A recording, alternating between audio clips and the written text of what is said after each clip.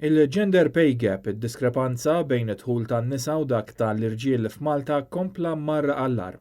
Fil-fatt skont studju li sar madwar l-Unjoni Ewropea, il-gender pay gap f'Malta fl-2017 jinsab fil-livell ta' 12.2%, żieda ta' 1.6% meta qabbel mal-aħħar darba li sar dan l-istħarriġ fl-2014.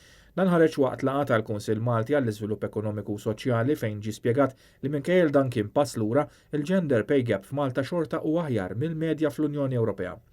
Meta indirizza l-laqgħa tal-MCESD, il-Ministru Carmelo Abela qal li dan l-istudju ma jagħtix stampa sħiħa tas-sitwazzjoni f'Malta, għaliex l-istudju ma jinkludix intrapriżi li impjegaw 10 persuni jew inqas li jiffurmaw 45% tas-suq tax-xogħol f'Malta. Fakkar ukoll kif il-miżura ta' child care mingħajr ħlas waslet għal żieda ta' 65% ta' nisa li daħlu fis-suq tax-xogħol.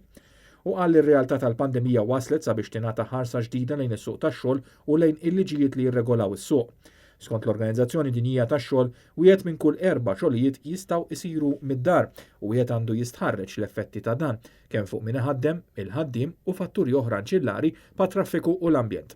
Carmelo Abela qal li s-soluzzjoni għandha tintlaħaq bi qbil bejn kulħadd għax mhux kulħadd irid jew ikun kapaċi li jaħdem bir-remote working.